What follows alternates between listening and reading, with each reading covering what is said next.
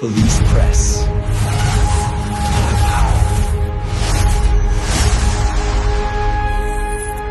महाराष्ट्र अंधश्रद्धा निर्मूलन समिती अन्नीस तर्फे कोकण विभागीय सत्यशोधक परिषदेचे आयोजन दिनांक 12 एप्रिल 2026 रोजी के.आ. बांठिया माध्यमिक विद्यालयाच्या सभागृहात उत्साहात पार पडले.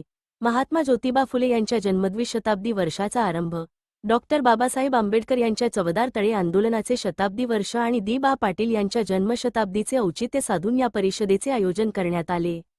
परिषदेचे उद्घाटन पारंपरिक पद्धतीऐवजी अनोख्या आणि अर्थपूर्ण पद्धतीने करण्यात आले.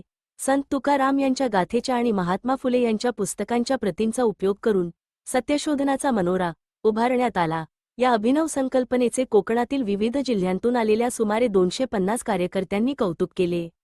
उद्घाटन सत्रासाठी भिवंडी लोकसभा मतदारसंघाचे खासदार सुरेश म्हात्रे, बाळ्या मामा प्रमुख पाहुणे म्हणून उपस्थित होते. त्यांनी अंधश्रद्धा निर्मूलन समितीच्या कार्याचे कौतुक करत श्रद्धा असावी पण अंधश्रद्धा नसावी असे स्पष्ट मत व्यक्त केले. तसेच अन्नीसच्या कार्यासाठी संसदेत पाठिंबा देण्याचे आश्वासन दिले. प्रसिद्ध सामाजिक कार्यकर्त्या सुरेखा दळवी यांनी समाजातील वाढत्या सांस्कृतिक विषमतेबाबत चिंता व्यक्त करत फुले आंबेडकर विचार जपण्याचे आवाहन केले. अंधार वाढतो आहे, पणती जपा असा प्रभावी संदेश त्यांनी दिला. सत्राचे अध्यक्ष उत्तम जोगदंड यांनी आपल्या भाषणात महात्मा फुले यांच्या कार्याचा संदर्भ देत त्यांनी त्या काळातील अफवा आणि अन्यायांचे फॅक्ट चेक करून समाजाला शिक्षणाचा मार्ग दाखवला असे सांगितले. दुसरे सत्र ज्योतिबा ते दी.बा. वारसा सत्यशोधनाचा या परिसंवादात रेखा ठाकूर आणि रोशन पाटील यांनी विचार मांडले. अध्यक्षस्थानी ज्येष्ठ पत्रकार दीपक म्हात्रे होते. रोशन पाटील यांनी छत्रपती शिवाजी महाराज यांच्या कार्याचा संदर्भ देत त्यांचा विचार पुढे फुले, आंबेडकर, दाभोलकर आणि दी.बा. पाटील यांनी कसा चालवला यावर भाष्य केले. रेखा ठाकूर यांनी शिक्षण हा परिवर्तनाचा मुख्य आधार असल्याचे अधोरेखित केले. चर्चासत्रात सत्यशोधक विचार व अन्नीस सुशीला मुंडे यांनी महात्मा फुले यांच्या विचारांचा संविधानाशी संबंध स्पष्ट करत अन्नीसचे कार्य मांडले.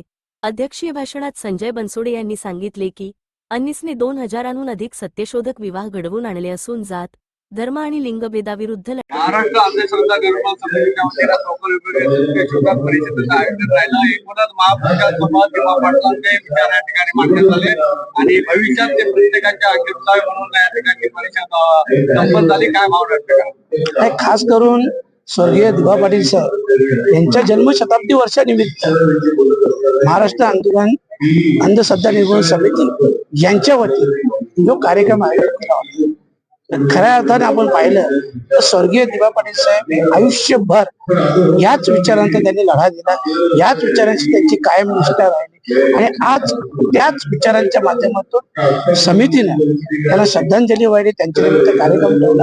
ही खूप चांगली गोष्ट आणि खऱ्या अर्थाने स्वर्गीय दी.बा. पाटील साहेबांना श्रद्धांजली आहे.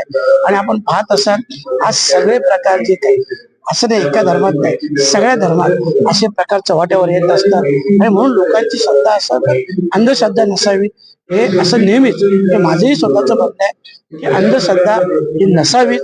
कारण काही गोष्टीची आवश्यक आहे तर तुम्ही पालन करा, अशा काही गोष्टी घडणारच नाही. परंतु आज ज्या समाजात घडतं हे खूप चुकीचं आहे आणि याच्यापासून आपण पाहिलं असेल की अनेक संस्था देखील उद्ध्वस्त होण्याच्या मार्गावर आणि म्हणून आपण एका शक्तीवर, देवावर असेल, अल्लावर असेल, वाहेगुरुवर असेल, येशूवर असेल श्रद्धा ठेवा. परिषदेत झालेले ठराव आपल्याला झाले आहेत. भविष्यात संसदेत कशा प्रकारे आपण मांडाल आणि या परिषदेचं तांत्रिक लागेल कशी पावलं? नाही, आता जे परिषदेत ठराव झाले तर सरावाची ठरावाची मला दिली आहे. मी आता गाडीत जाता वाचेल, पण एवढं नक्की आहे की हा विषय संसदेत मी नक्की आहे. महाराष्ट्र अंधश्रद्धा निर्मूलन समितीच्या मार्फत कोकण विभागीय सत्यशोधक परिषदेचं आयोजन राहिलं. आपण आपले विचार मांडले. एकूणच कशा प्रकारचं हे आयोजन राहिलं आणि काय भावना? आयोजन अतिशय नीटनेटकं आणि छानपैकी झालं. त्यांचं संपूर्ण कार्यक्रमाचं आयोजन चांगलं होतं, परंतु पाहुण्यांनी वेळ न पाळल्यामुळे वेळेचा थोडासा गोंधळ झालेला दिसतोय. पण त्यांनी घेतलेला विषय जो आहे हा एकूणच खूप महत्वाचा विषय आहे. कारण की मला असं वाटतं की आपण संपूर्ण देशच एका मोठ्या आव्हानात्मक परिस्थितीमधून जाताना आपण बघतो आहे. विशेषतः आता रायगड जिल्ह्याला एवढी सत्यशोधकी विचाराची चळवळीची परंपरा असून देखील आज आपण बघतो तर सत्ता सगळी सत्यशोधक विचाराकडून बीजेपी आणि शिंदे सेनेकडे गेलेली दिसते.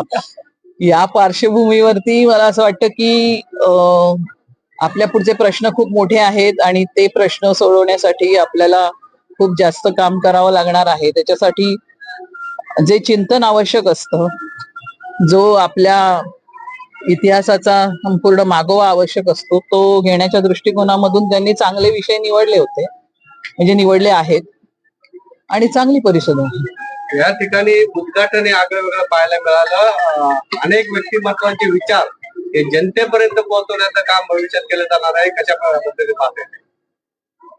नाही, तेवढा म्हणजे तोच महत्वाची गोष्ट आहे की आपला जो विचार आहे तो मासेस पर्यंत घेऊन जाणं, हेच मोठं आत्ता आव्हान आहे असं मला वाटतं. की आज आपण ज्यांना विचार समजतो आहे, ज्यांच्यापर्यंत विचार नेता येतो आहे, अशा काही ठराविक लोकांपुरती आपली चळवळ आज माझ्या मते मर्यादित आहे. खऱ्या अर्थाने मास मुवमेंट जोपर्यंत होत नाही, म्हणजे जसं आपण बघतो की इथे शेतकऱ्यांचे एवढे हजारो शेतकऱ्यांचे मोठे मोठे लढे झाले, परंतु आज इथे जे काही म्हणजे डेव्हलपमेंटच्या नावाखाली जे काय कत्तल झाली, इथल्या पर्यावरणाची, इथल्या शेतीची जी काही कत्तल झाली, त्याच्यामध्ये काही इथला शेतकरी हा नेतृत्वहीन होता असं माझं ऑब्झर्वेशन आहे आणि ते खूप गंभीर आहे मला. आजची वस्तुस्थिती पाहता नाशिक मधील खरासबाबाचं प्रकरण सध्या गाजत आहे. अंधश्रद्धा निर्मूलन समितीच्या अनुषंगाने खूप मोठी काम पाहायला